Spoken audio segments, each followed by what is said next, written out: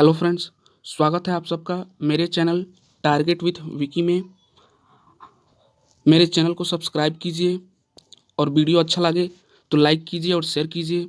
तो चलिए आज हम देखने वाले हैं 10 मोस्ट इम्पोर्टेंट प्रश्न जो भौतिक से है, फिजिक्स का, जो भारतीय रेल के जो एग्ज़ाम होते हैं उसमें बार बार पूछे जाते हैं।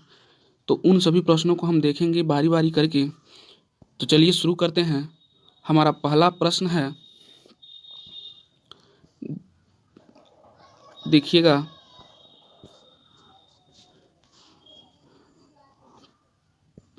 पहला प्रश्न है, एक प्रकाश वर्ष किसके बराबर होता है? एक प्रकाश वर्ष किसके बराबर होता है? फर्स्ट ऑप्शन है 9.46 इंटू 10⁻15 मीटर। सेकेंड ऑप्शन है 3.08 इंटू 10⁻16 मीटर। थर्ड ऑप्शन है 9.1 इंटू 10⁻15 मीटर। और फोर्थ ऑप्शन है इनमें से कोई नहीं। तो हमारा सही आंसर है ऑप्शन ए, क्योंकि 9.46 इंटू 10⁻15 मीटर जो है एक प्रकाश का मान होता है। प्रकाश वर्ष दूरी का मात्रक होता है। प्रकाश वर्ष दूरी का मात्रक होता है। दूरी मापने की सबसे बड़ी इकाई पारसेक होती है। ठीक है, तो चलिए बढ़ते हैं अगले प्रश्न की तरफ और देखते हैं अगला प्रश्न है क्या है। तो हमारा सेकंड क्वेश्चन है, बल का सीजीएस पद्धति में मात्रक होता है। तो बल का सीजीएस पद्धति में मात्रक क्या होता है? फर्स्ट ऑप्शन है जूल, सेकंड ऑप्शन है न्यूटन, थर्ड ऑप्शन है डाइन और फोर्थ ऑप्शन है अर्ग।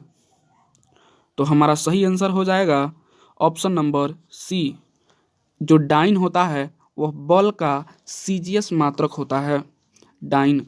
और बल का एसआई मात्रक न्यूटन होता है। बल का एसआई मात्रक न्यूटन होता है। और इसी क्वेश्चन में हम देखेंगे तो 1 न्यूटन बराबर 10⁻5 डाइन होता है। ठीक है, तो चलिए बढ़ते हैं अगले प्रश्न की तरफ। जो थर्ड नंबर क्वेश्चन है हमारा, यहाँ पे आप देख सकते हैं। जो थर्ड नंबर क्वेश्चन है कह रहा है जल में ध्वनि का चाल कितना होता है? फर्स्ट ऑप्शन 332 मीटर पर सेकेंड, सेकेंड ऑप्शन 1269 मीटर पर सेकेंड, थर्ड ऑप्शन 1483 मीटर पर सेकेंड और थर्ड ऑप्शन है हमारा 6420 मीटर पर सेकेंड।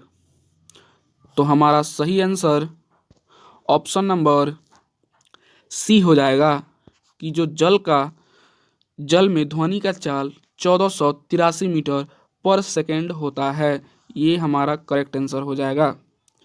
अब ध्वनि की चाल में ही प्रश्न पूछा जाता है, अगर सीधा सीधा पूछा जाए कि ध्वनि का चाल सबसे ज़्यादा किस में होता है, तो जैसे माध्यम की बात की जाएगी तो ठोस,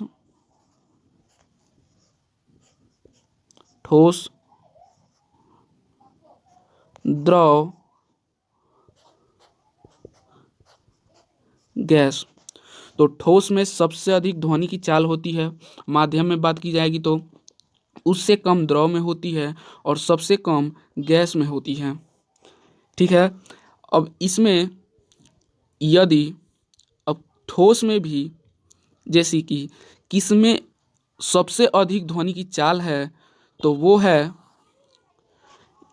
जो ध्वनि की चाल वो है 6420 मीटर पर सेकेंड। यह किसमें होता है? तो यह एल्युमिनियम में होता है। यह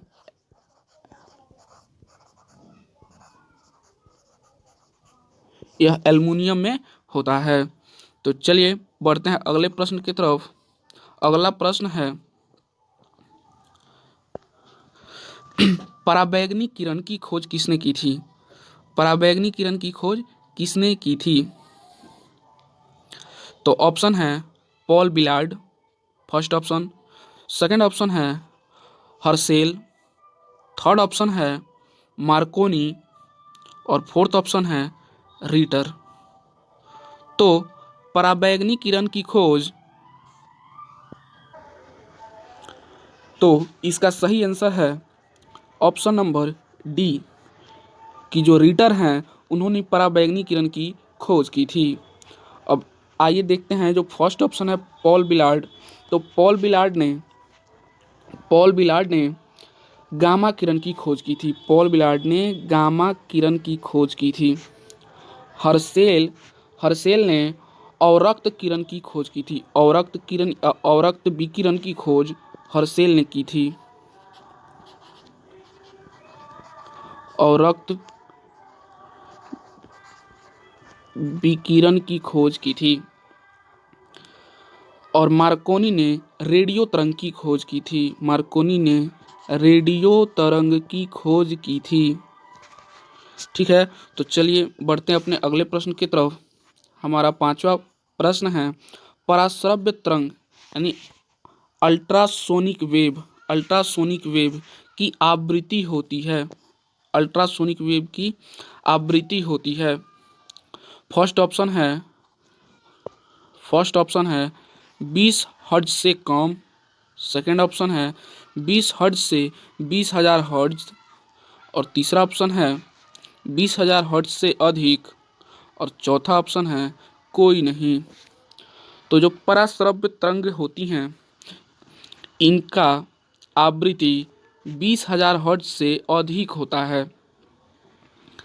आवृत्ति अधिक होने के कारण अब पराश्रव्य ध्वनि को जो सुनने के लिए, पराश्रव्य ध्वनि मनुष्यों द्वारा नहीं सुनी जाती है। यह ध्वनि कुत्ते, बिल्ली, चमगादड़ जैसे जानवर इसे सुन सकते हैं, पराश्रव्य ध्वनि। ठीक है, और मनुष्य जो हैं वो कौन सी ध्वनि सुनते हैं? तो वो 20 हर्ट्ज से 20,000 हर्ट्ज तक की जो ध्वनि है वो सुनते हैं। ठीक है, चलिए आगे बढ़ते हैं अगले प्रश्न की तरफ। अगला प्रश्न है कान पर ध्वनि का प्रभाव कितने समय तक रहता है? कान पर ध्वनि का प्रभाव कितने समय तक रहता है? तो ऑप्शन है 1/100 सेकेंड। सेकेंड ऑप्शन है 1/10 सेकेंड। तीसरा ऑप्शन है 1 सेकेंड। और चौथा ऑप्शन है 10 सेकेंड। तो हमारा सही आंसर है ऑप्शन बी, क्योंकि आप देख कान पर ध्वनि का प्रभाव जो होता है यह 1/10 सेकेंड तक रहता है। तो इसलिए हमारा करेक्ट आंसर बी हो जाएगा। चलिए बढ़ते हैं अगले प्रश्न की तरफ। अगला प्रश्न है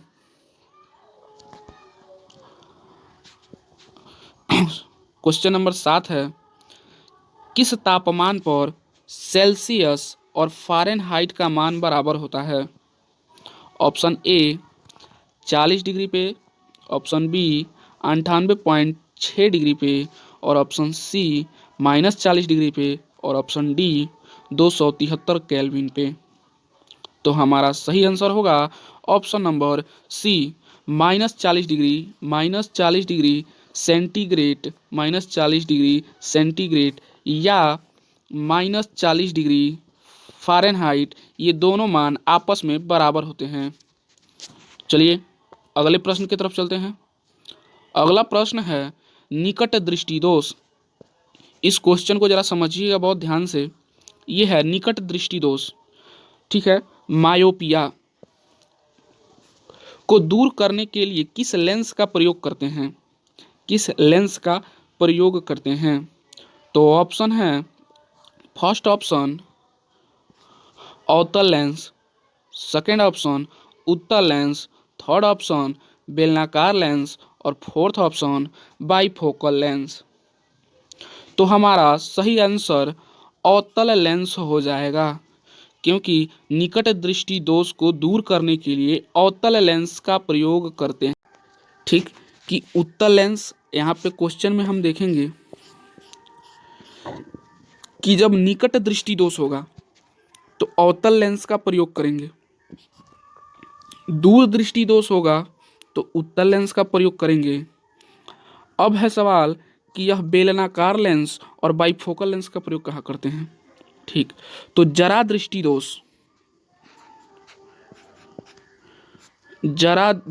दोष होता है, उसमें बाइफोकल लेंस का प्रयोग करते हैं। और एक होता है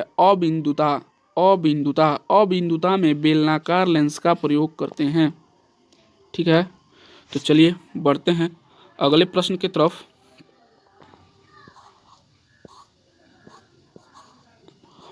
यहाँ पे 9 नंबर प्रश्न है, पॉजिट्रॉन की खोज किसने की। फर्स्ट ऑप्शन है पाउली, सेकंड ऑप्शन है आइंस्टीन, थर्ड ऑप्शन है एंडरसन और फोर्थ ऑप्शन है जेम्स चैडविक। तो हमारा सही आंसर हो जाएगा 9 का आंसर ये हमारा सी होगा, एंडरसन ने पॉजिट्रॉन की खोज की। अब बारी बारी से सभी ऑप्शन के बारे में देखेंगे तो जो पाउली थे ये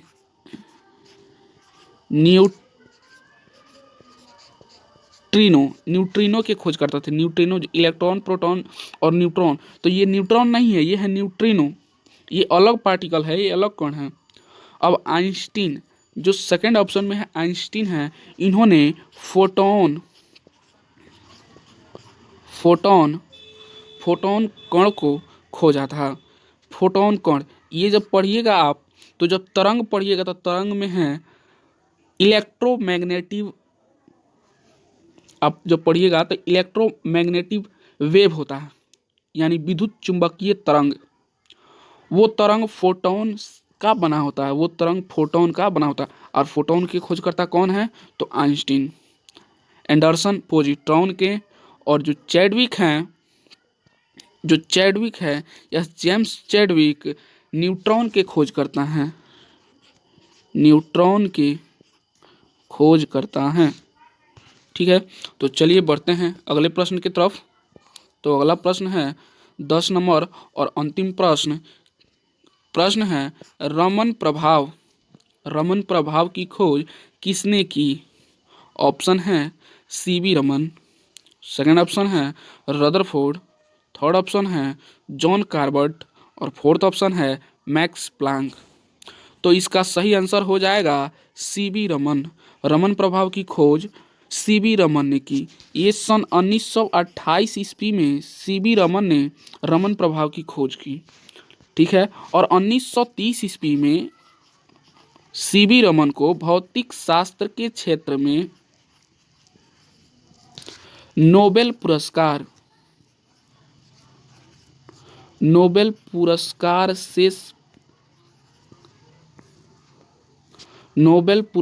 से 1930 में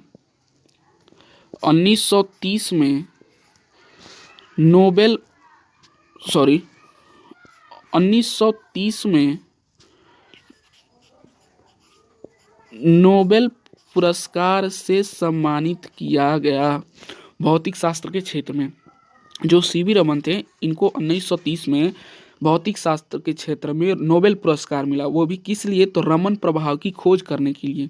और रमन प्रभाव की खोज इन्होंने कब की, तो रमन प्रभाव की खोज इन्होंने 1928 में की। ठीक है, तो ये हमारा अंतिम प्रश्न था। वीडियो आपको अच्छा लगा हो तो वीडियो को लाइक कीजिए,